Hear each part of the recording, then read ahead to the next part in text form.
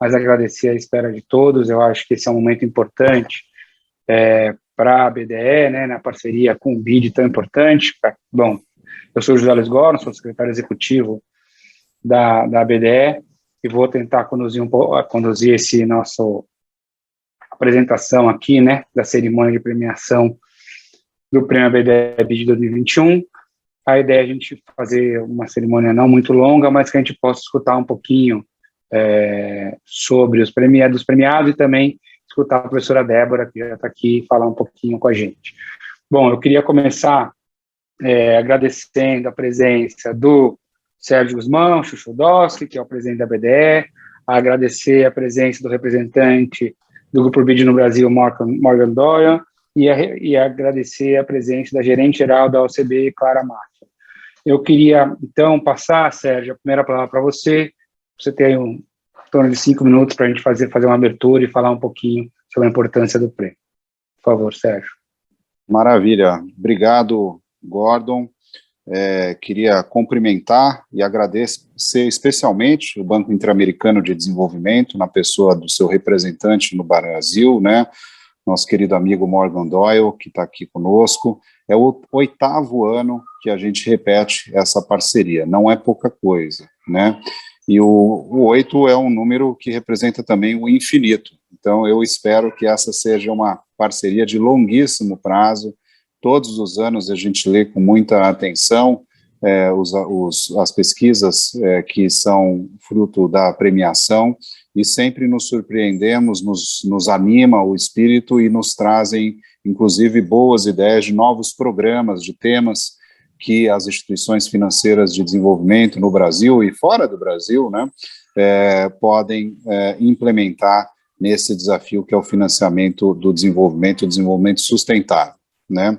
É uma edição especial também, por estarmos ainda vivendo um momento de pandemia, uma iniciativa que exerce um papel muito importante, né, na geração e disseminação de conhecimento, e, portanto, eu gostaria também de agradecer e cumprimentar a OCB, né, a Organização das Cooperativas Brasileiras, que está hoje aqui sendo representada pela sua gerente, a Clara Máfia, né, é isso. Clara está representando a OCB aqui hoje conosco, e também todos os que participam aí dos júris para o prêmio, obviamente os contemplados, né, especialmente a nossa professora Débora Freire, do CDPLAR, né, da Universidade Federal de Minas Gerais, que é o BDMG é uma costela da Universidade Federal de Minas Gerais, né, um banco que foi idealizado por um grupo de professores, liderados pelo professor Ivon Magalhães Pinto, e para nós uma honra também estarmos na condução do nosso Banco de Desenvolvimento de Minas Gerais, né. O prêmio tem uma finalidade relevante, né, como eu já disse, estimular a reflexão acerca dos nossos desafios, né, também de ajudar na reflexão sobre a agenda do desenvolvimento sustentável, e nós vivemos um momento em que a própria associação está formulando a sua proposta de Plano ABDE 2030, que será entregue aos presidenciáveis aí no nosso Fórum de Desenvolvimento em março de 2022, com ações e propostas muito concretas, e eu acho que é importante a gente falar sobre todos os resultados dessa edição, com a presença de todos os nossos parceiros aqui, e, sobretudo, onde teremos a premiação de 6 artigos vencedores, né, a serem anunciados logo mais pelo nosso secretário executivo, Zé Luiz Gordon, e com luz em 3 temáticas de altíssima relevância, qual sejam o desenvolvimento em debate, a diversidade, sobretudo nos seus aspectos gerais e desafios para o desenvolvimento, e terceiro, o sistema OCB, o desenvolvimento e cooperativismo de crédito. No total, nós recebemos 43 artigos, né, de quase todas as regiões do Brasil, e eu queria destacar, sobretudo, a participação feminina no conjunto de artigos vencedores da edição desse ano, várias pesquisadoras que figuram como autoras principais dos artigos, bem como também o equilíbrio de gênero quando consideramos o total de autores premiados nessa edição. Muito embora esse seja um universo pequeno de premiados, é um sinal de crescimento da participação feminina, um tema aí em que várias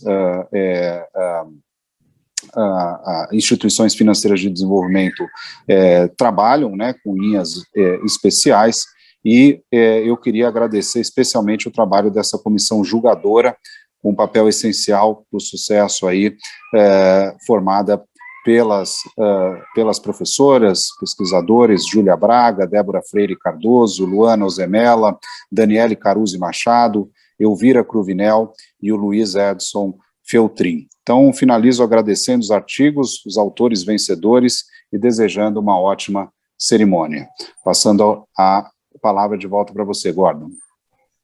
Obrigado, Sérgio, pela palavra. Eu gostaria de passar agora para o representante do BID no Brasil, o Dr. Morgan Doyle. Obrigado, Gordon. Olá, boa tarde a todas e a todos que estão aqui conectados conosco. É muito bom poder contar com a participação de vocês nessa reta final do ano, né? E também comemorar esse evento tão caro para todos nós. Sabemos que as agendas estão muito apertadas, né? Com fechamentos, reuniões, eventos e demais. Então, neste fim de tarde, a reunião tem realmente esse espírito de comemoração. Então, sem dúvida, vale a pena conectar e vale a pena celebrar, porque, de fato, é uma celebração dos vários atores que ficaram como ganhadores, mas também eu gostaria de fazer eco aí das palavras do Sérgio e comemorar essa profícua parceria que temos entre o BID com o sistema OCB e com a ABDE, aqui representados pelo Sérgio Suchodowski e pela Clara Máfia, gerente-geral da OCB. Então, aproveito para cumprimentá-los, agradecê-los, fazer votos que pronto a gente pode voltar a se encontrar em pessoa, um evento como esse, mas fico muito feliz de estar aqui com vocês nessa tarde. Mais do que nunca, será preciso articular esforços para a gente realmente poder levar financiamento de qualidade às micro, pequenas e médias empresas, para diminuir as lacunas que têm se agravado em diversos aspectos e âmbitos entre homens e mulheres empreendedoras. E também para aproveitar, para tirar proveito do volume crescente do capital disponível nos mercados globais, em termos de financiamento verde e sustentável. Nada disso será possível por uma organização sozinha. Por isso, contar com o sistema OCB e com a ABDE e com a experiência e capilaridade das suas equipes e dos seus agremiados é fundamental. Essencial também será contar com novas perspectivas, novas abordagens, novos conhecimentos. Por essa razão, celebramos e muito os trabalhos vencedores desse 8º prêmio ABDE BID, a edição 2021. Parabéns a cada um de vocês, cujos artigos foram escolhidos entre os 43 inscritos nessa edição. Os trabalhos que realmente se destacaram pela qualidade, como foi comentado pelo Sérgio, pelos insights que foram aí vertidos, oferecidos, e pela pertinência, né?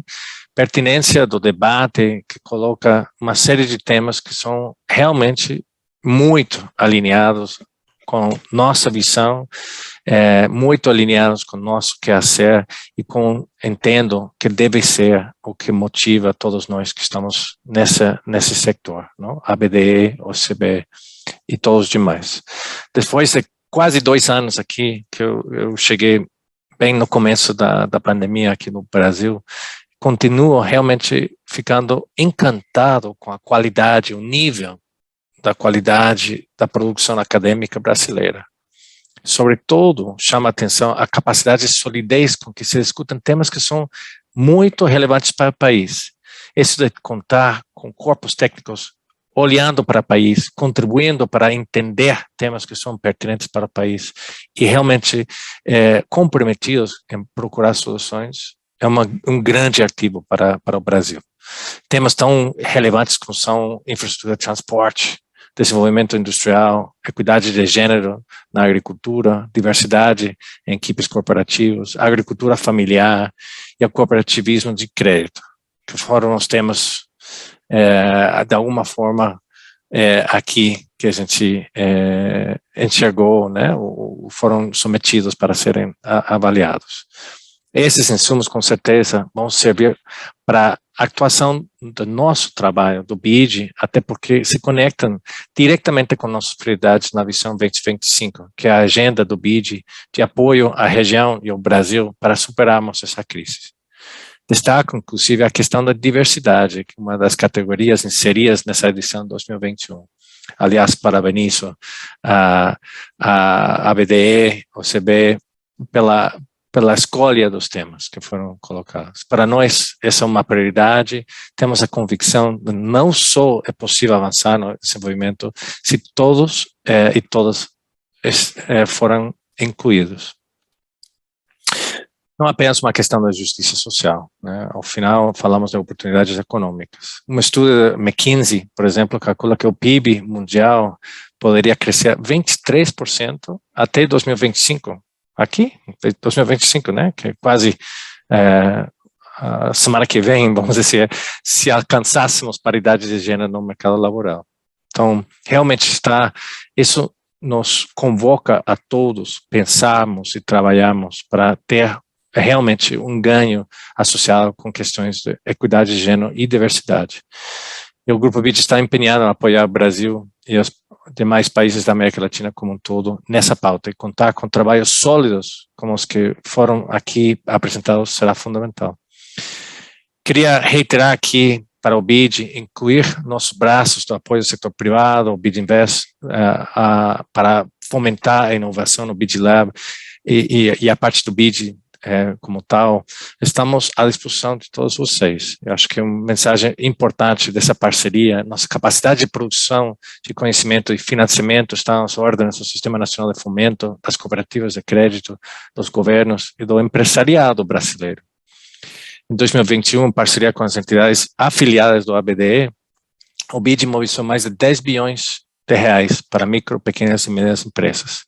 E o alcance desse apoio não se mede apenas pelas cifras, mas, sobretudo, pelos avanços em alocação de crédito enfocado em grupos que costumam ter menos acesso para esse tipo de financiamento, como as microempreendedoras. Em 2022, aliás, nosso trabalho será mais uma vez essencial para o país. Me alegra poder dizer que o país, uma vez mais, poderá contar com nossa articulação aqui, todos nós que estamos aqui.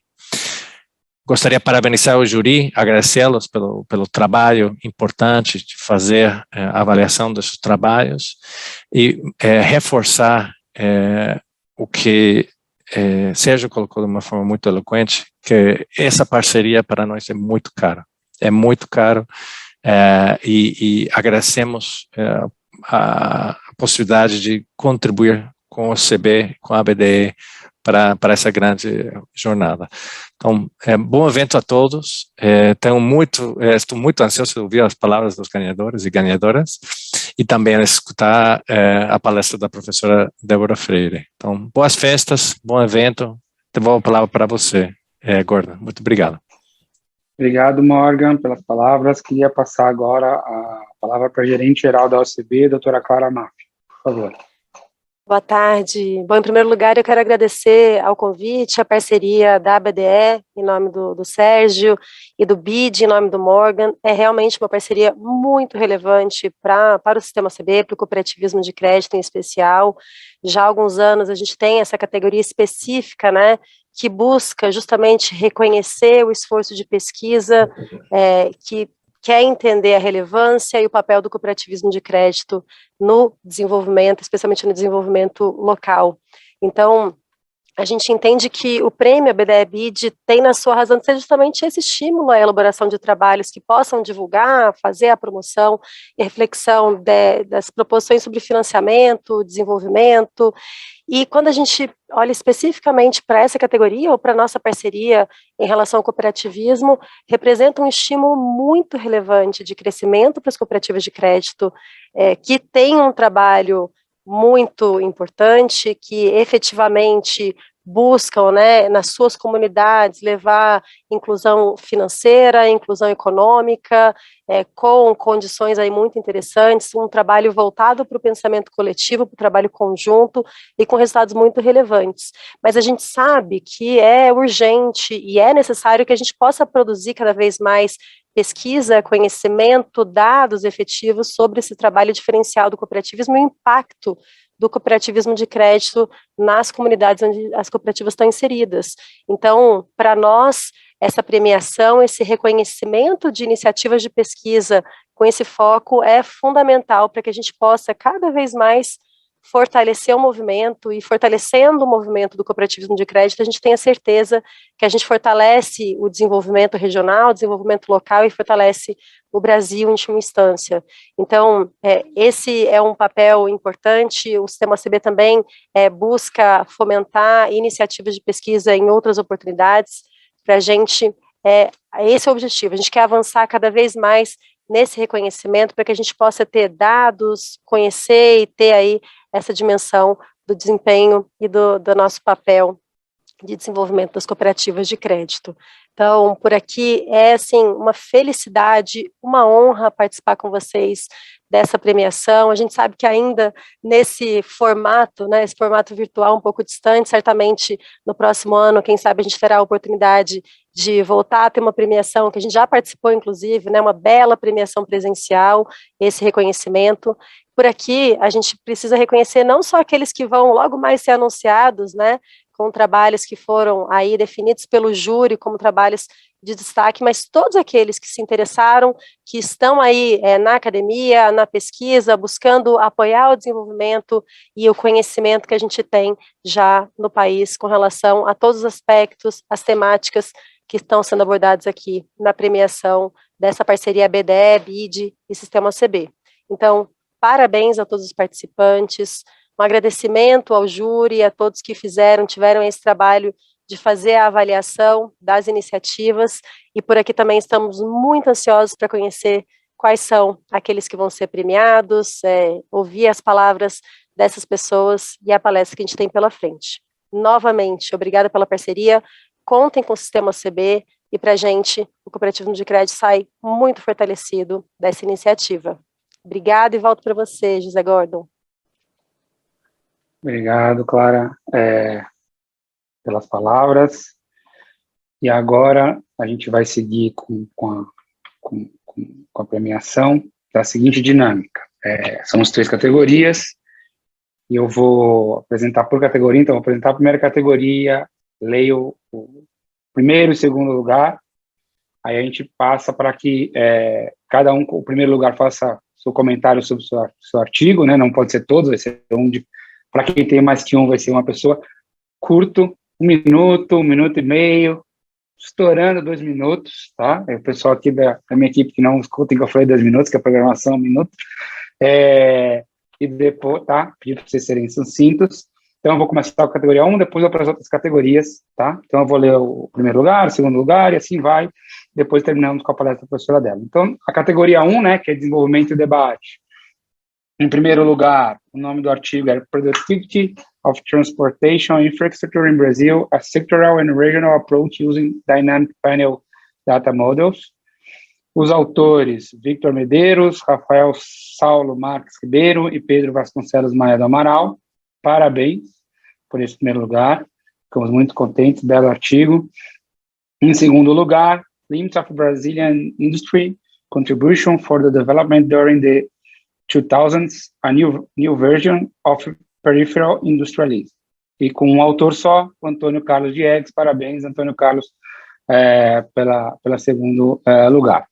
Então, eu vou passar para o Victor Medeiros fazer uma fala rápida e curta sobre o artigo, e ele terminando, Antônio, por favor, você faça a sua fala.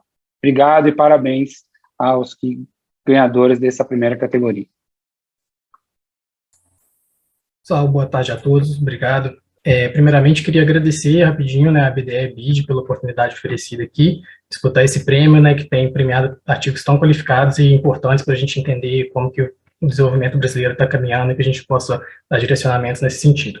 Agradeço também ao Rafael Ribeiro e o Pedro Amaral, os coautores desse trabalho, que não puderam estar presentes aqui, mas que foram tão importantes quanto eu para a gente desenvolver esse trabalho. Também agradeço demais ao FMG, o CDPLAR, muito bem representado aqui, inclusive, e a CAPES, né, que financiou esse projeto.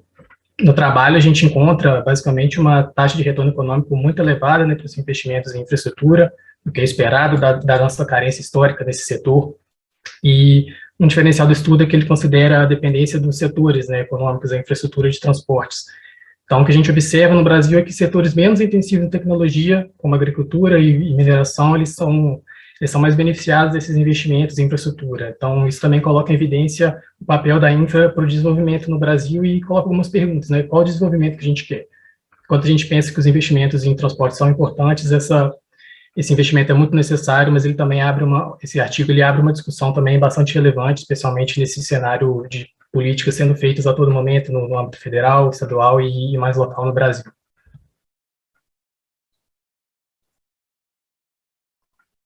Obrigado, Victor, por se manter no tempo preciso.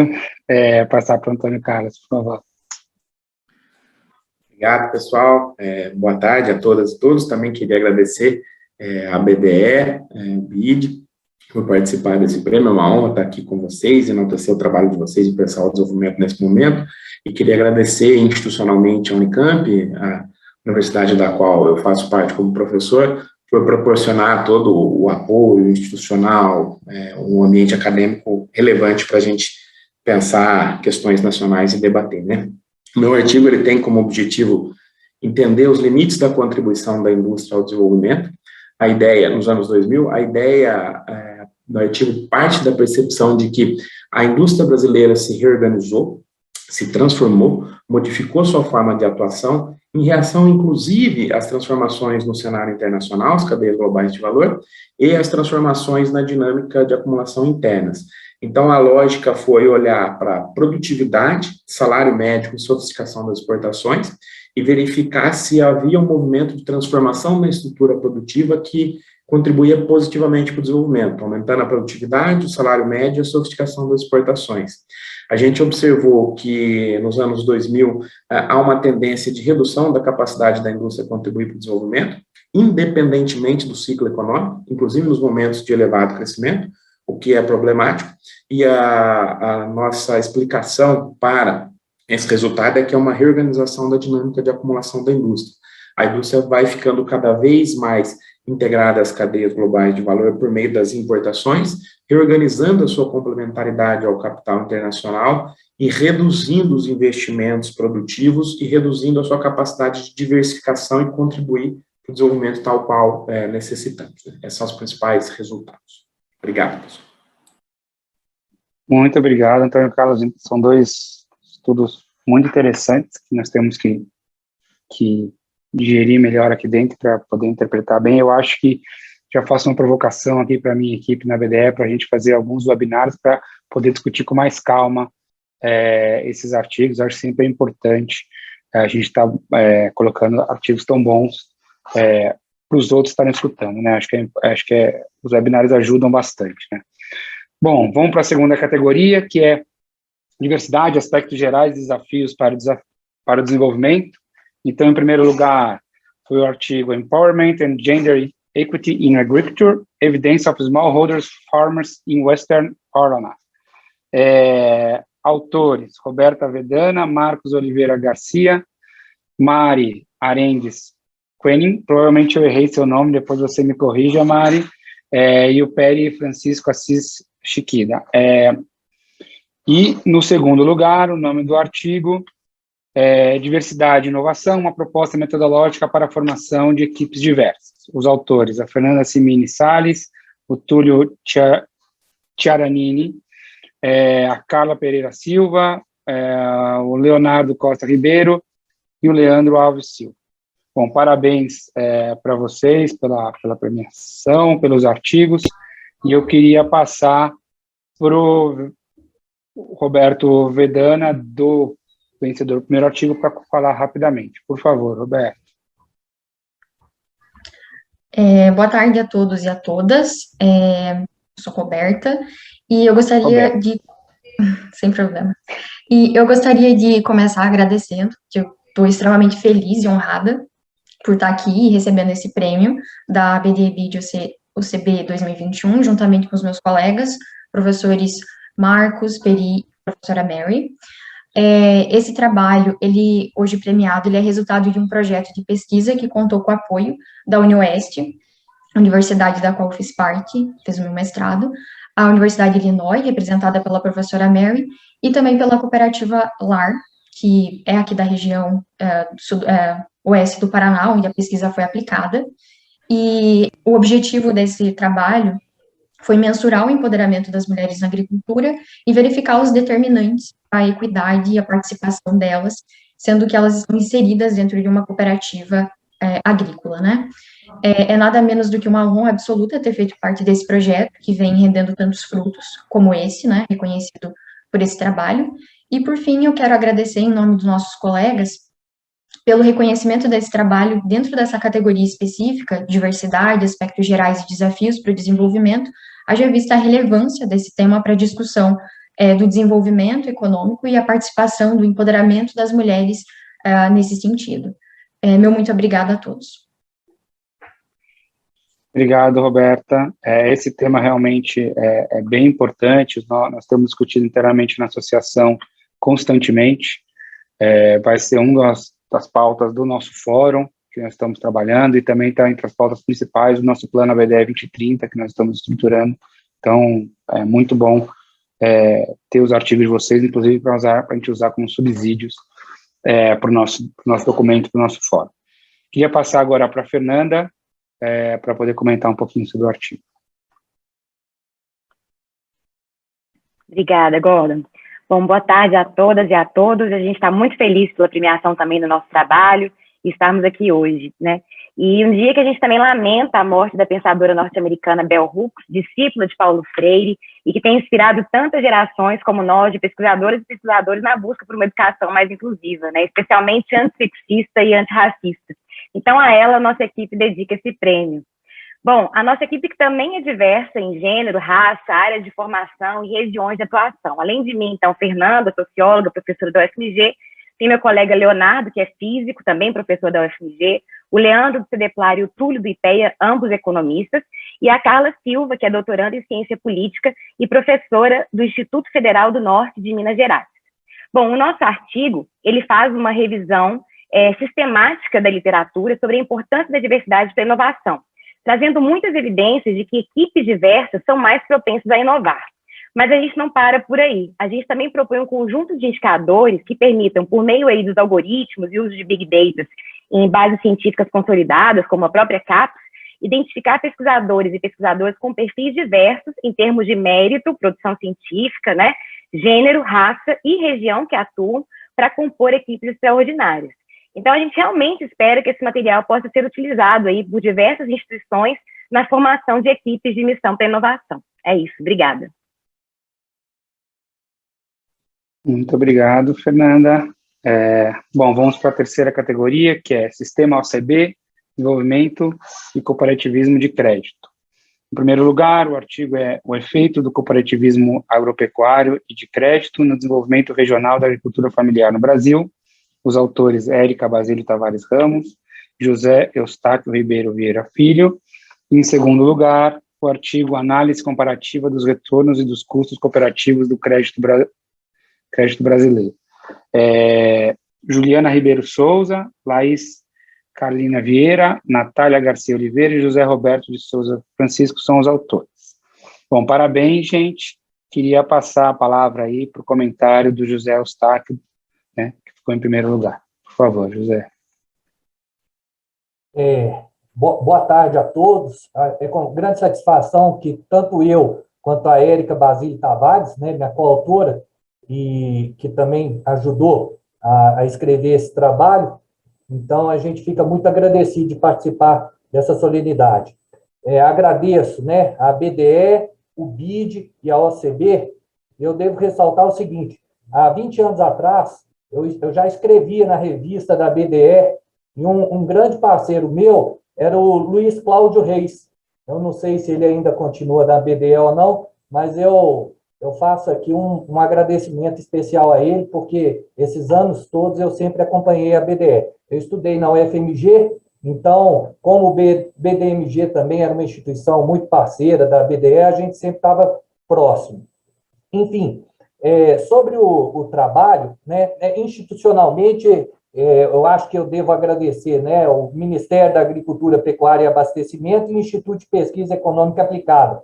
Né, eu sou servidor do Instituto de Pesquisa Econômica Aplicada e, na época em que eu e a Érica escrevemos o trabalho, eu estava no Ministério da Agricultura e a Érica participava de um núcleo de pesquisa que era coordenado por mim. Então, institucionalmente, acho que é bom também fazer esse agradecimento especial. E é o seguinte, em 2010, aqui no IPEA, nós escrevemos um livro e nós mostramos pela primeira vez a forte concentração produtiva no setor agropecuário brasileiro.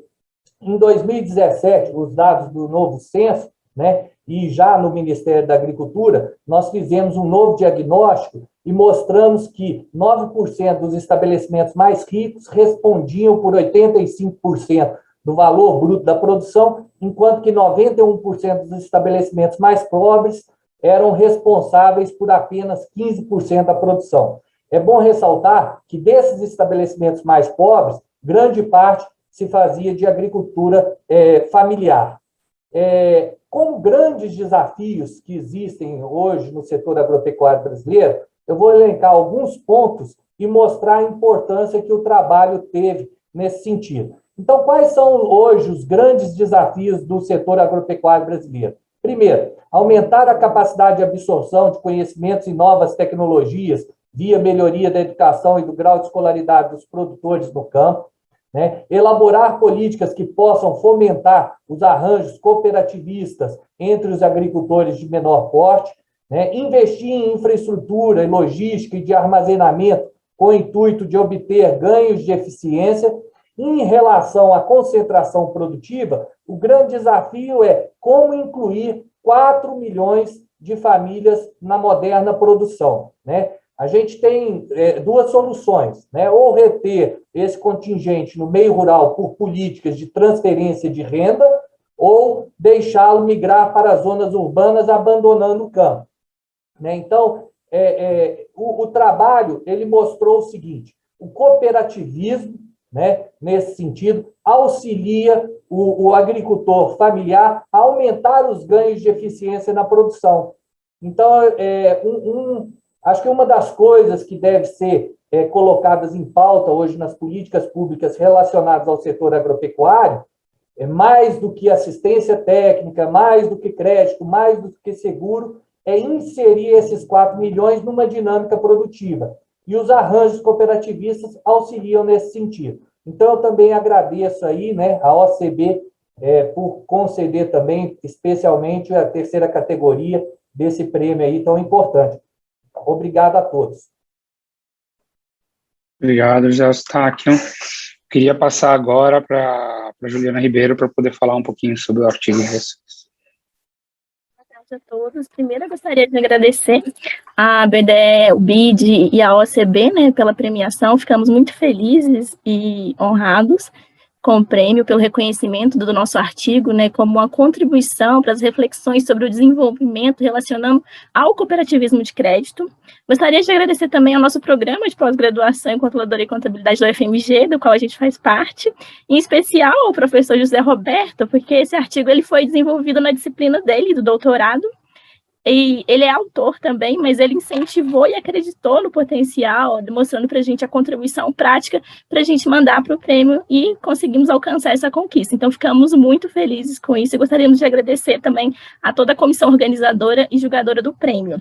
Sobre o artigo em si, o nosso objetivo foi analisar a estrutura de índices padrão dos indicadores de rentabilidade e custo das cooperativas de crédito que pertenciam ao sistema Sicob, Sicredi e Unicred, a fim de entender ali o funcionamento das cooperativas relacionado tanto na questão de renda e de custos. A gente sabe que não é o foco da cooperativa um fim lucrativo, mas as sobras e a gestão dos custos podem ajudar a fazer uma gestão eficiente, gerando benefícios para os seus associados e também trazendo uma melhor performance ali para a prestação dos serviços. E o principal resultado que a gente identificou foi que o sistema Sicredi, que apesar de possuir um menor número ali de cooperativas, ele demonstrou uma melhor performance. Então, analisar esses indicadores do sistema PRIUS pode demonstrar uma gestão eficiente, contribuindo ali para que a cooperativa desenvolva melhor suas operações e a participação dos associados de forma eficiente. No mais, muito obrigada. Excelente, Liana, muito bom. Bom, queria aqui, acho que posso falar em nome de BID e ACB, agradecer a todos, né, e vocês pelos artigos. A gente fica muito orgulhoso de ver o nível dos artigos e, como eu falei, eu acho que a gente tem que explorar isso não tão rápido, né, como foi agora, mas podendo mostrar um pouquinho o nível dos artigos. Então, eu acho que Morgan e, claro, a gente precisa em algum momento fazer um webinar para discutir com mais densidade o que esses artigos podem mostrar aí para a gente. Bom, também agradecer a comissão julgadora, né, que esteve aqui, aprovando e lendo esses documentos, né, para chegar a esse resultado final. E agora a gente vai partir uma parte bem legal e bem importante, que é escutar, né, a palestra da professora Débora Freire, que é professora da Universidade Federal de Minas Gerais, também foi membro da banca julgadora. E, professora, eu não sei se você reparou, mas o FMG estava cada prêmio tinha pelo menos alguém do FMG, né? Então, a FMG está com muita força aí. Bom, obrigado. A gente queria agora abrir a palavra que a gente convocou a professora, Desafios para a Promoção do Desenvolvimento Sustentável no Brasil em 2022. Professora, obrigado. A palavra é sua. Olá, boa tarde. Eu que agradeço esse convite, agradeço a oportunidade de participar da comissão julgadora. Foi muito bom e, de fato, trabalhos muito bons, e parabenizar todos os contemplados, e realmente estou muito feliz que a minha instituição está muito bem representada aqui. Eu vou compartilhar minha tela, então, sem mais delongas, que eu trouxe uns slides, pretendo não ocupar muito tempo de vocês, pretendo ser breve.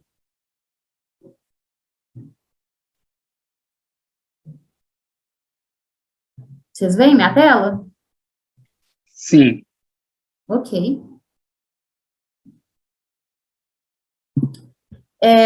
Então, quando eu recebi esse convite, né, achei um super desafio, porque falar sobre caminhos para o desenvolvimento sustentável no Brasil em 2022, e aí pensando também um pouquinho, né, no longo prazo, é super desafiador e é um tema muito amplo, né, muito múltiplo, e muito amplo. Então, eu resolvi trazer a discussão um pouquinho mais aqui para a minha praia, e eu vou trazer alguns resultados de alguns trabalhos que a gente tem desenvolvido aqui ao longo do tempo, no CDPLAR, no nosso grupo de pesquisa, no NEMEA, tentando apontar alguns caminhos, na verdade, duas questões principais, dois caminhos principais, que eu acredito que são muito importantes para a gente discutir para 2022 e para os rumos da economia brasileira, para além de 2022, que é a reforma tributária, e, na verdade, eu chamo de reformas tributárias, e depois eu vou explicar por quê, e a adoção de tecnologias, na verdade, de investimentos verdes, para que a gente possa tentar mitigar esse processo na verdade, nos adaptar e mitigar esse processo de emissão de gases de efeito estufa, ou seja, para que a gente consiga, de fato, falar em desenvolvimento sustentável. Então, vou fazer uma pequena introdução, eu vou passar por esses dois pontos sobre esses meus caminhos que eu tenho estudado junto com os meus colegas. Esses trabalhos são sempre em parceria, que eu vou apresentar aqui com meus colegas do NEMEA. Então, a professora Aline, principalmente, coordena a parte mais relacionada ao meio ambiente, e eu, no caso, coordeno mais a parte relacionada à desigualdade, distribuição de renda.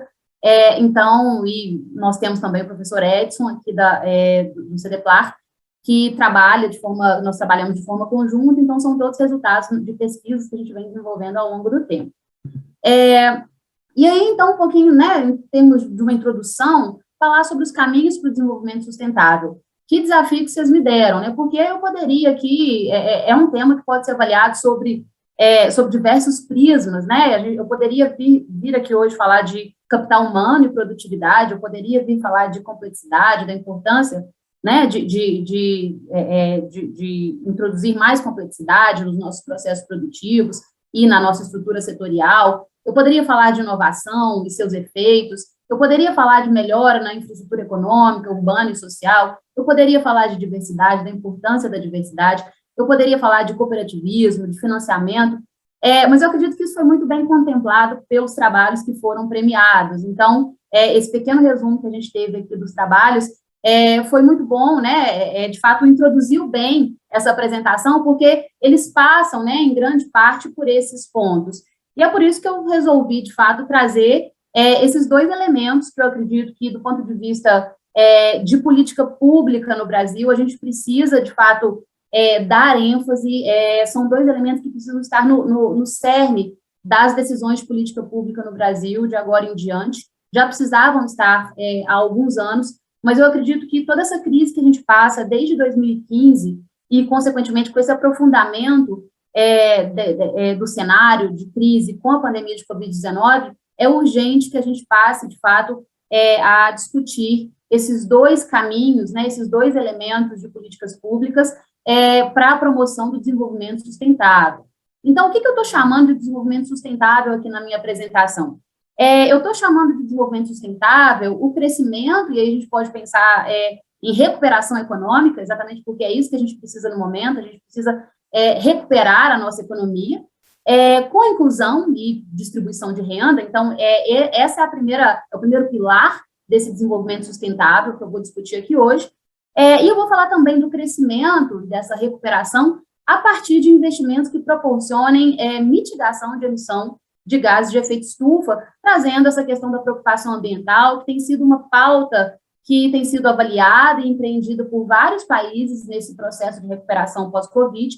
E eu acredito que a gente, por mais que existam muitos trabalhos acadêmicos excelentes na área, do ponto de vista da discussão do debate público, a gente ainda está um pouquinho para trás nessa questão dos investimentos verdes, da necessidade, de fato, de mitigar os efeitos, né, de nos adaptar e mitigar os efeitos das mudanças climáticas. E aí a primeira questão, por que desenvolvimento sustentável passa por inclusão e distribuição, né? A gente sabe que nós tivemos um processo importante ao longo dos anos 2000, de distribuição de renda, a magnitude desse processo, ela tem sido discutida, né? Ou seja, a gente distribuiu muita renda, ou não tanto assim, quando a gente avalia a renda do capital, ou quando a gente avalia a renda do trabalho, ou quando a gente avalia o acesso a serviços públicos. Mas, na verdade, o que a gente falar de desenvolvimento sustentável no Brasil não dá para fugir do tema da desigualdade, do tema da inclusão, porque nós somos uma das maiores, uma das economias mais desiguais do mundo, tanto quando a gente avalia o índice de Gini, quando a gente avalia alguns números que saltam aos olhos, né, números muito conhecidos que a gente vê na mídia todo dia. Então, a gente tem um país em que 27,8% da renda no Brasil é apropriada pelo 1% mais rico. A gente tem um país em que 10% dos mais ricos apropria 55% da renda, e essa semana saiu um estudo bem interessante que avalia, que compara a renda apropriada pelas mulheres negras com a renda apropriada pelo topo da distribuição, e, na verdade, pelos homens brancos do topo da distribuição. E esse número é muito emblemático da nossa desigualdade, porque 750 mil homens brancos do 1% mais rico no Brasil têm renda maior do que a renda total de todas as mulheres negras no Brasil. Então, de fato, um número absurdo e que traz, de fato, esse cenário que a gente tem que lidar com ele, que é a desigualdade.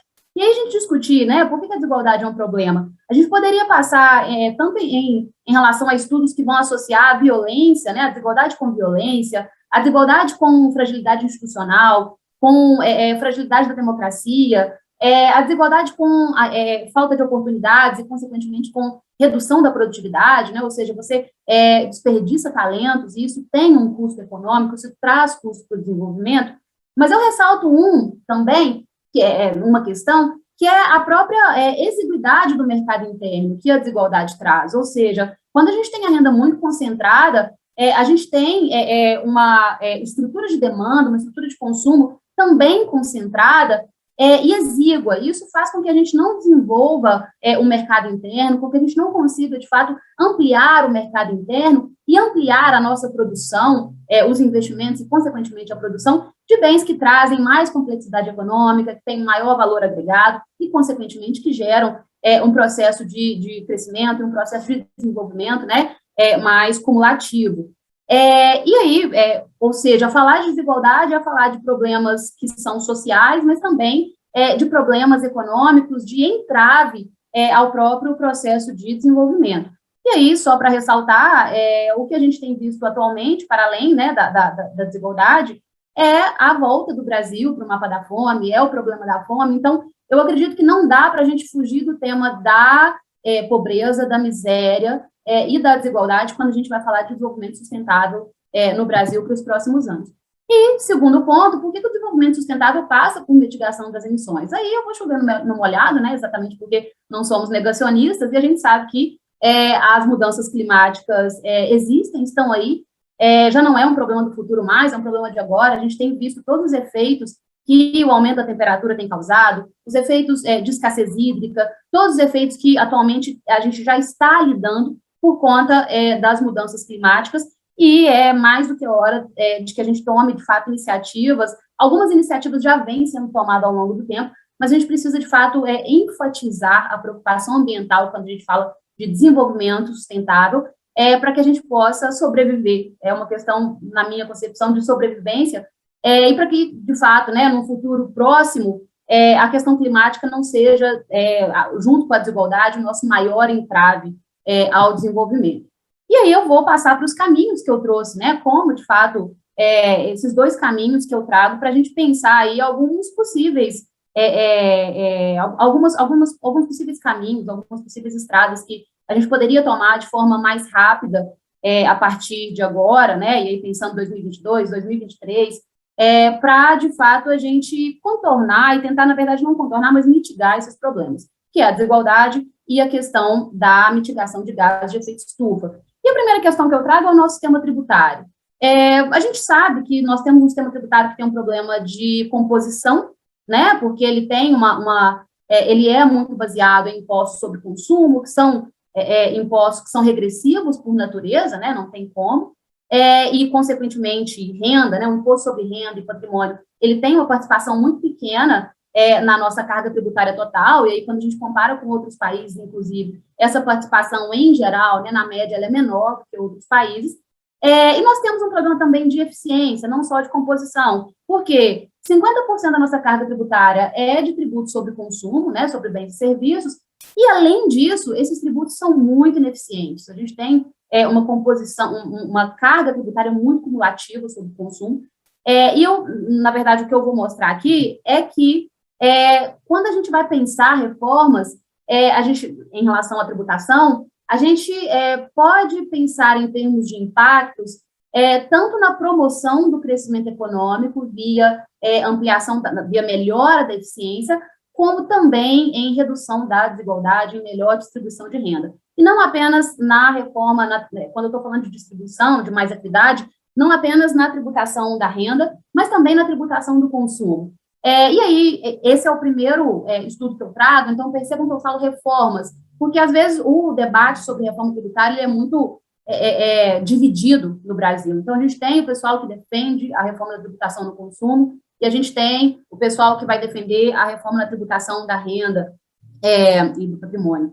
Na verdade, que a gente chama de tributação direta, na verdade, o que eu acredito, né, o que eu considero é que a gente precisa de uma reforma ampla, que ataque esses dois problemas, porque a gente tem problemas muito sérios nessas duas vertentes, tanto no consumo quanto na renda. E esse primeiro estudo, ele estuda os impactos de uma reforma via introdução de um IVA no Brasil, né? Na verdade, a gente fez uma simulação da PEC 45, mas ele serve, na verdade, o que a gente traz aqui são impactos de uma unificação de impostos, então a gente pode extrapolar esses resultados para a PEC 110, por exemplo.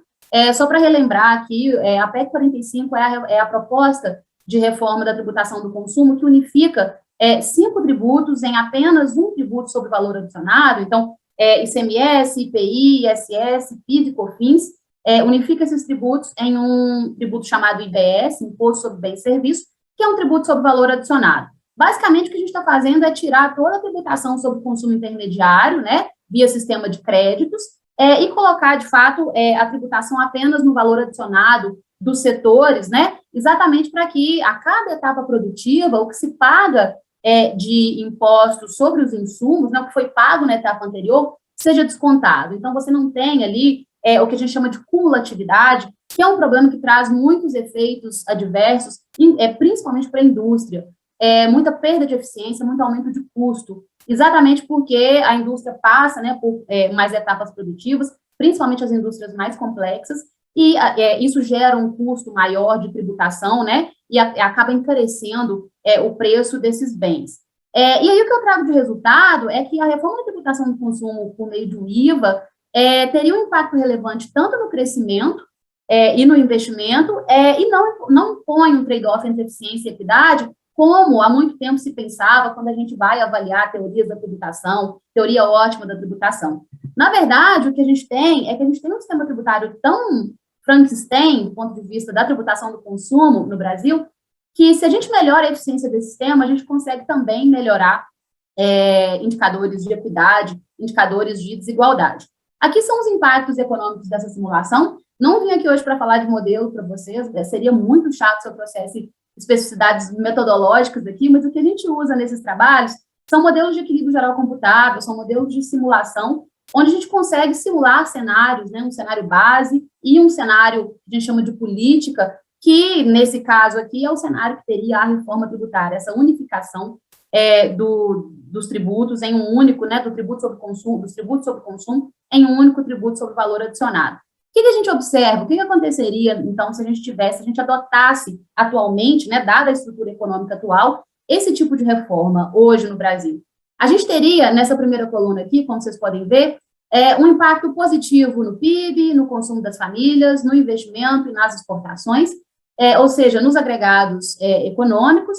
Isso porque esse tipo de reforma, ao eliminar a cumulatividade, ela gera ganhos de eficiência. Então, esse resultado aqui é basicamente por ganhos de eficiência que se refletem em redução de custo de produção. Eu vou mostrar alguns resultados setoriais em que isso faz bem mais sentido.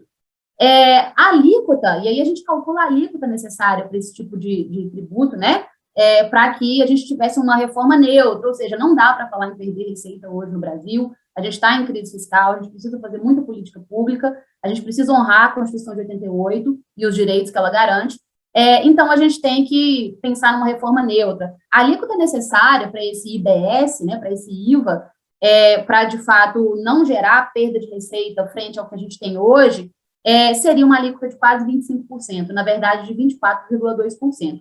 Isso calculado nesse cenário que a gente simulou. E aí a gente tem esse segundo cenário aqui, que é o chamado IBSP. O que é o IBSP? Isso aqui veio de um projeto super legal que eu fiz junto com o Pra Ser Justo, que é um movimento bem interessante de apoio à reforma tributária. E esses resultados, eles, além do impacto da reforma do IVA, da PEC 45 ou da PEC 110, eles incorporam uma devolução de impostos sobre consumo para as famílias mais pobres. Quais famílias estão no CadÚnico? Na verdade, sobre os impostos que essas famílias pagam na cesta básica. Uma das críticas ao IVA é que a gente voltaria a tributar a cesta básica, né? Então, a gente não teria a possibilidade de desonerações, exatamente porque o IVA ele tem essa característica de ser um imposto único, né, de alíquota única. E aí, o que a gente encontra é que, se a gente resolve essa questão transferindo, na verdade, devolvendo o que essas famílias pagam via cartão do cidadão, ou seja, numa estrutura que a gente já tem montada, que é o cadastro único, a gente continuaria tendo impactos muito positivos no crescimento econômico, no investimento, e isso custaria um pouquinho a mais de alíquota de IVA, obviamente, né? Para ser uma política neutra, para ser uma política que fosse financiada, a gente teria que aumentar um pouquinho a alíquota do IVA, mas esse aumento seria de 0,4 pontos percentuais para que a gente conseguisse devolver para as famílias do CadÚnico o que elas pagam de tributos sobre a cesta básica. Então, aqui os impactos desse tipo de reforma na atividade setorial, o que a gente observa? A gente observa que setores da indústria seriam mais positivamente impactados, aqui é o impacto no nível de atividade setorial, agricultura, setores primários também seriam positivamente impactados, alguns setores de serviços seriam negativamente impactados. Isso ocorre porque nesses setores, eles têm hoje, atualmente, uma tributação menor, e, obviamente, eles passam por menos etapas produtivas, e aí, obviamente, eles seriam menos beneficiados com a redução de custo, que eu citei antes, mas, além disso, eles teriam um aumento de alíquota, porque hoje eles têm uma alíquota mais baixa do que a indústria, por exemplo, que sofre mais com essa cumulatividade. Aqui, esses resultados na atividade, no nível de atividade, são explicados por essa redução dos custos de produção, dada a redução da acumulatividade que a gente tem, e, novamente, né, a indústria sendo mais impactada, e setores de serviços, em geral, alguns setores menos impactados, né? Então, o que a gente tem aqui é que, para esses setores de serviços, eles também teriam redução de custo de produção, obviamente, uma proporção muito menor do que outros setores, mas eles têm redução do nível de atividade, né, esse pequeno desvio no nível de atividade, porque eles seriam um pouco mais tributados. E aqui nós temos o impacto sobre o consumo das famílias por classes de renda. Famílias mais pobres, de 0 a 1 salários mínimos, e aqui famílias mais ricas, que ganham acima de 30 salários mínimos. Aqui o efeito da reforma só com o IBS, e aqui a comparação do IBS com o IBSP, que é a reforma que devolve para as famílias mais pobres os impostos, né, que elas pagam sobre a cesta básica. O que a gente consegue observar impactos progressivos, aqui é o impacto, o desvio em relação ao impacto médio, então, famílias da base da distribuição teriam um desvio positivo em relação ao impacto médio, enquanto famílias do topo teriam um desvio negativo em relação ao impacto médio. Quando a gente vai para o IBSP, que é essa barrinha laranja, a gente observa, né, um impacto muito positivo na classe mais baixa, de 0 a 1 salário mínimo, que é a classe que se beneficiaria com a devolução. No entanto, esse impacto entre famílias mais ricas e famílias da base se mantém relativamente né, o mesmo do IBS. E aqui o índice de Gini, o impacto no Gini. O que a gente observa? Aqui é o Gini sobre consumo, tá? Então, a gente analisa a estrutura de consumo dessas famílias, né, em relação a uma estrutura de consumo igualitária. E aí o que a gente observa é que só o IBS já seria capaz de reduzir o índice de Gini. No entanto, o IBSP teria ainda mais capacidade de reduzir a desigualdade. Isso porque, basicamente, pela redução dos custos de produção que esse tipo de reforma geraria em termos de padrão setorial e em termos do padrão de consumo das famílias. O que a gente tem? A gente tem um padrão de consumo diferenciado por classes de renda. Famílias da base da distribuição consomem mais bens que vêm da agricultura, principalmente bens da indústria básica e serviços básicos. Ao passo que famílias que estão no topo da distribuição têm uma participação muito relevante de serviços complexos, que seriam os serviços que seriam, na verdade, menos impactados por essa reforma, ou até mesmo que sofreriam uma majoração de alíquota. Então, o que a gente tem pela redução dos custos de produção dos setores industriais e dos setores da agricultura, a gente tem um incentivo ao consumo das famílias mais pobres, né, maior do que o incentivo ao consumo das famílias mais ricas, por isso a gente tem esse efeito. Obviamente, quando a gente devolve os impostos sobre cesta básica, a gente tem um efeito sobre distribuição ainda maior. Segundo ponto, prometo que meu tempo aqui provavelmente já está estourado, vou tentar ir um pouquinho mais rápido. O segundo ponto é a reforma da renda. Na verdade, aqui o que eu trago é a necessidade que a gente tem de repensar a tributação da renda no Brasil. A gente tem um problema de algumas rendas são isentas, né, como dividendos, e isso gera uma distorção enorme no imposto de renda de pessoa física, e faz com que pessoas do topo da distribuição paguem uma alíquota efetiva menor do que pessoas que estão no meio da distribuição. E aí, na verdade, o que eu vejo como caminho para o desenvolvimento sustentável, que é esse desenvolvimento com inclusão, é a gente, de fato, modificar essa estrutura, ou seja, aumentar as alíquotas efetivas de quem está no topo.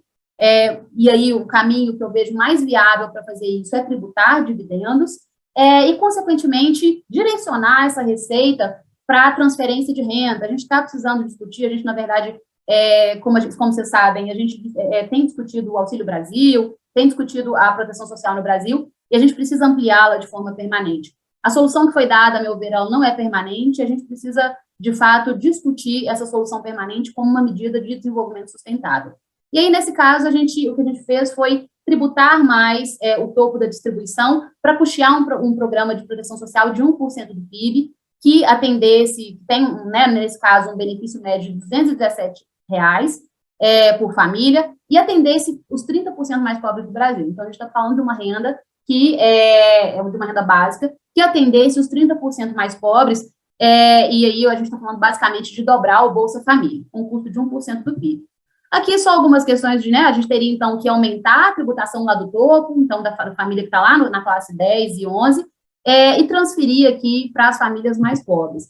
E aí o que a gente encontrou foram resultados positivos, ou seja, eu estou fazendo uma política fiscalmente neutra, eu não estou aumentando o endividamento, estou corrigindo algumas distorções no imposto de renda e, ao mesmo tempo, eu estou transferindo essa renda para as famílias mais pobres, aumentando a proteção social para os 30% mais pobres no Brasil. O que a gente observa tanto no curto prazo quanto no longo prazo é um impacto no PIB, ele não é grande como o da reforma tributária, obviamente, mas ele é relevante, ao mesmo tempo que eu tenho, né, impactos positivos nos agregados macroeconômicos, né, no caso tem um desvio negativo nas exportações por um efeito preço que esse tipo de política gera. Mas esse impacto positivo de uma política neutra, ele vem por conta dessa diferença no padrão de consumo das famílias, né, que a gente tem, e ao passo que, principalmente porque as famílias mais pobres consomem a maior parte da sua renda, as famílias mais ricas não, e a gente tem esse padrão de consumo que é bastante diferenciado e que, de fato, incentiva setores que são bastante importantes para o crescimento econômico no Brasil,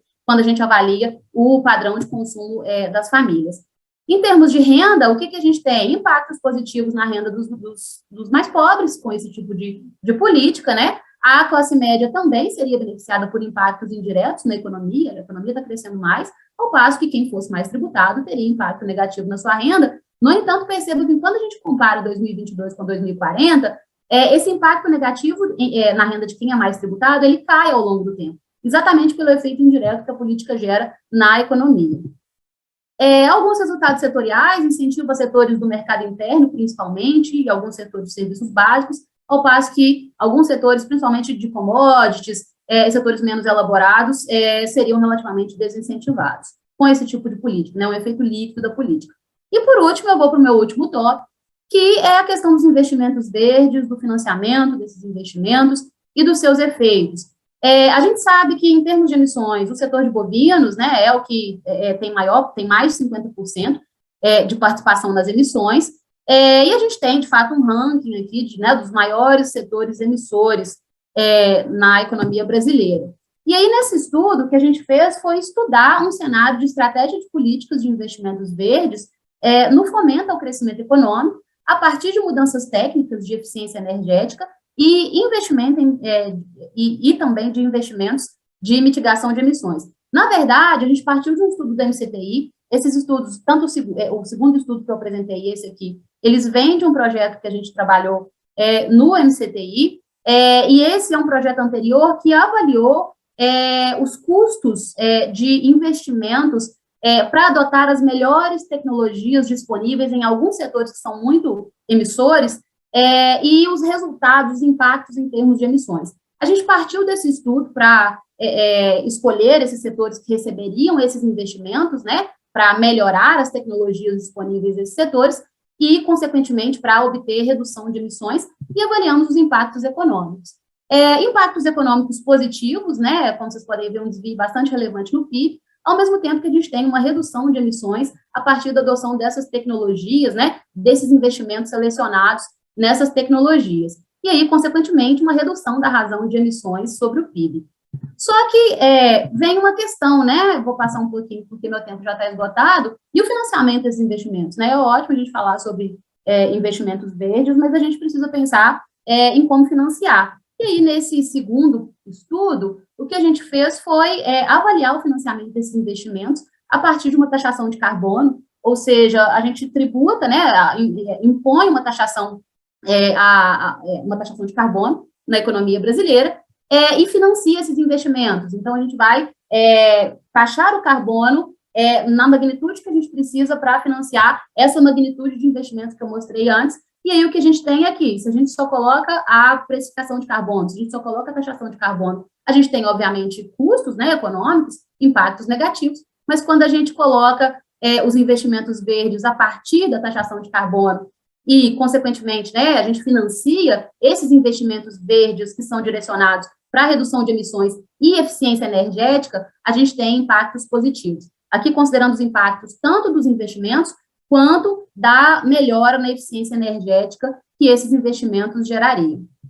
Então, é isso que eu trouxe, desculpem, eu acredito que eu tenha passado muito do tempo, mas só concluindo, o desenvolvimento sustentável, então, na minha concepção, passa por inclusão e por medidas de mitigação de danos ambientais.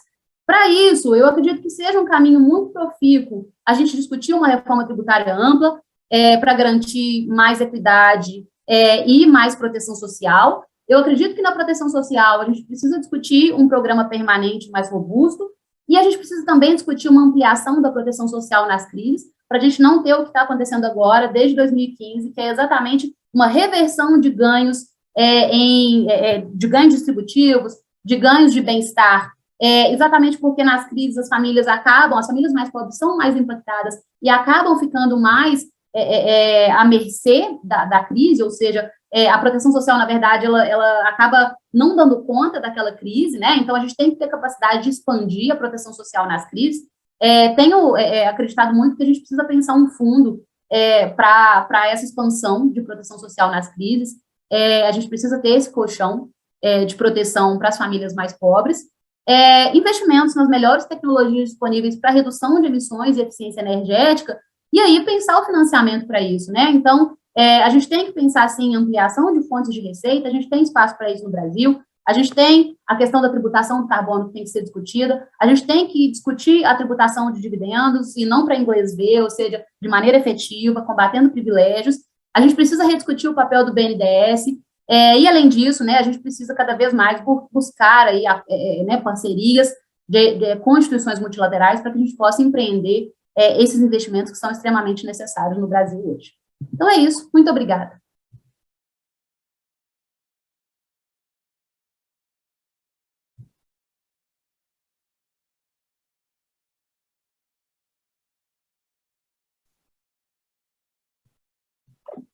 Alô? Bom, professora Débora, obrigado pela palestra. Queria agradecer e ver se temos perguntas. Tem um espacinho aí para perguntas, quem queira fazer sobre essa super apresentação. Pessoal,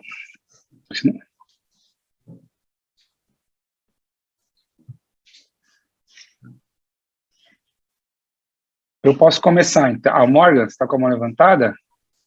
Estou sim. Então, por favor. Bem simples. Não, achei... Achar aqui o microfone.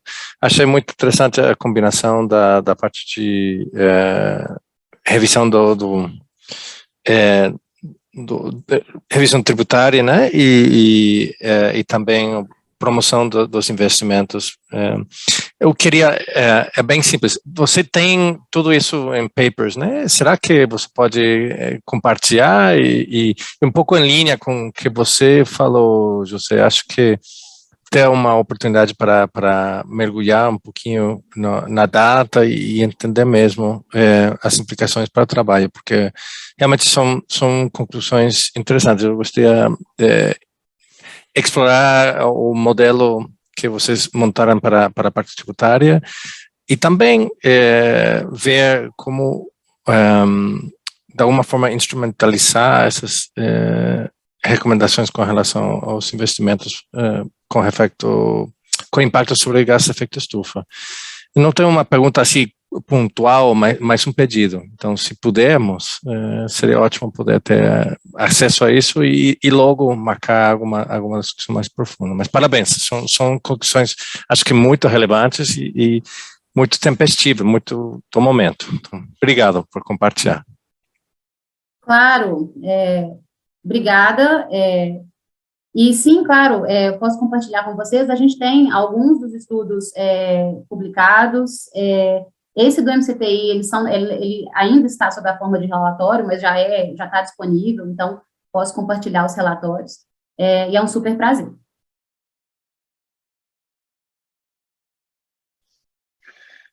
Gente, mais alguém?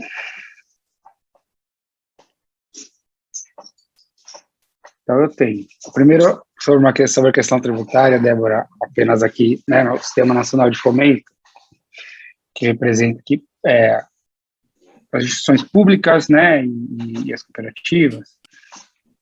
O nosso Sistema Nacional de Fomento, a tributação dele é a mesma que um banco comercial privado. Ou seja, as instituições de desenvolvimento têm o mesmo nível de tributação, o que para a gente é algo bem estranho, né? Que não é uma instituição comercial, só uma parte sobre isso. Mas a minha questão para você, nós estamos fazendo o que a gente chama de Plano ABDE 2030, com o apoio do BID, inclusive, que é o nosso plano para discutir como o sistema nacional, né, esse sistema que nós representamos, pode contribuir com os ODS, né, inclusive quem está coordenando é a professora Karen Vasquez, e dentro da equipe tem algumas pessoas que você conhece, o João Romero, a Cristina Reis da UFABC, fazem parte da equipe, né, e a nossa discussão sempre, dentro dos nossos associados aqui, o papel desse sistema de financiamento para pensar o desenvolvimento, né? E você que está aí discutindo constantemente, né, essa agenda de desenvolvimento aí no CDCLAR com todos os seus pares, eu queria escutar de você o seguinte: como que você enxerga o papel desse sistema, que é fundamentalmente público, né, além das cooperativas, né, para pensar a agenda de país, assim, de desenvolvimento, dentro das suas reflexões? Queria escutar de você sobre isso, como é que você enxerga o papel dos bancos de desenvolvimento, das agências de fomento, né, e também a interação com bancos como o BID, né, e outros. Então, assim, eu sei que essa é uma pergunta que podia ser outra palestra, né, mas eu queria escutar um pouquinho a sua reflexão sobre isso. Pois é, quando eu fui montar a palestra, eu pensei, né, por onde eu vou, e exatamente foi o que eu disse, e isso estava lá na aba do financiamento, por isso eu vou falar de financiamento, né, de fato, outra palestra que eu teria que fazer aqui. Mas é imprescindível, ou seja, tudo que, exatamente, a gente discutir política pública, né, e a gente discutir tudo que eu trouxe aqui, e até mesmo por isso a gente está sempre preocupado nesses estudos em pensar mecanismos de financiamento também, né, ou seja, via tributação, via melhora no sistema tributário, via uma série de medidas, exatamente porque também não adianta muitas vezes a gente recomendar, né, e a gente pensar aí caminhos e não pensar de fato no financiamento. E eu vejo um papel imprescindível, primordial dos bancos de desenvolvimento. Eu acho que atualmente no Brasil essa discussão ela está travada, né, a gente tem na verdade, por exemplo, né, o BNDES, a gente precisa voltar a rediscutir o papel do BNDES, a capacidade do BNDES de promover o desenvolvimento, de promover, e aí, inclusive, com essas novas questões, né, não novas, obviamente, que são problemas estruturais nossos, mas com essas questões voltadas para a inclusão, para a questão dos investimentos verdes, para a questão ambiental. E aí eu acho que a gente, no debate, em termos de debate público, a gente travou isso a partir, né, nos anos 2010, depois ali da crise, 2014, a gente travou toda essa discussão, e aí eu acho que a gente precisa voltar a rediscutir o papel do BNDES e, né, desses bancos de desenvolvimento ao fomento, de fato, do desenvolvimento no Brasil. Sem isso, ou seja, sem esse pilar, eu acho que é impossível a gente pensar na promoção do desenvolvimento sustentável, né, e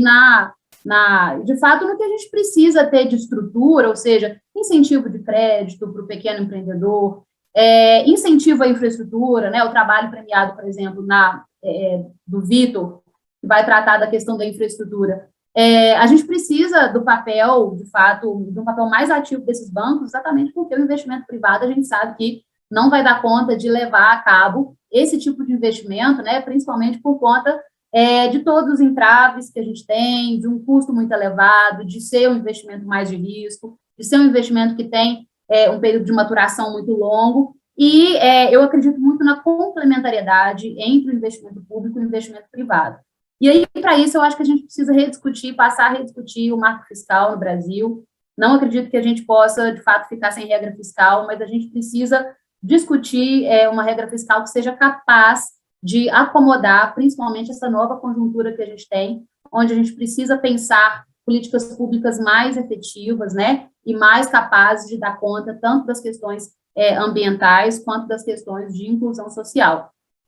Então, eu acho que é uma discussão muito profunda, porque passa, de fato, na verdade, pela redefinição do papel de organismos, de instituições que ficaram, nos últimos anos, muito em segundo plano, ficaram muito esquecidas, e também passa por uma rediscussão do marco fiscal que a gente tem no Brasil hoje, que, a meu ver, é incompatível com essa nova dinâmica que a gente enfrenta nessa nova década.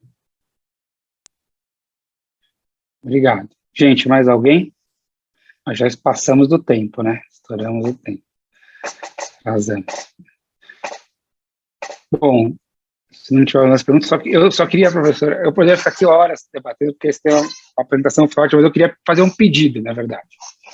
É o seguinte, nós estamos trabalhando com o Prêmio Plano, e uma coisa que a gente notou, e o Prêmio ABDE ajuda, o Prêmio ABDE BID ajuda nisso, é a falta do debate acadêmico sobre o papel dos bancos de desenvolvimento, das agências de fomento.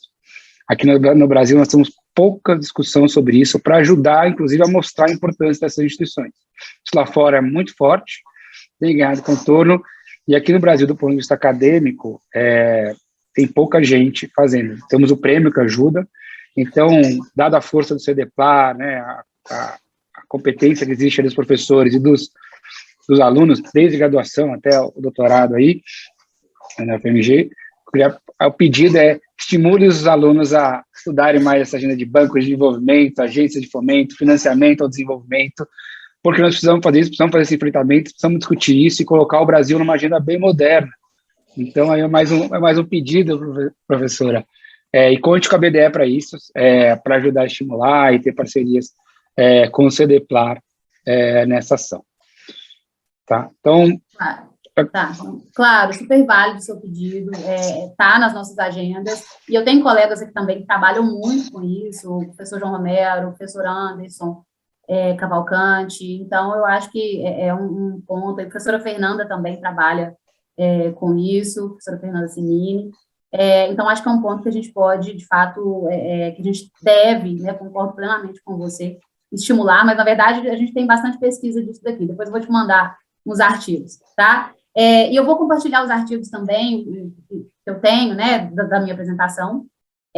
Na verdade, eu mando por e-mail para você depois, os links, tá? E você repassa, por favor.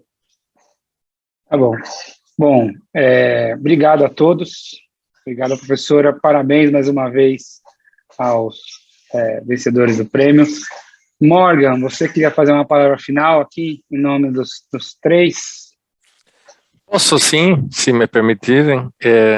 Olha, realmente fico muito feliz com a realização desse evento.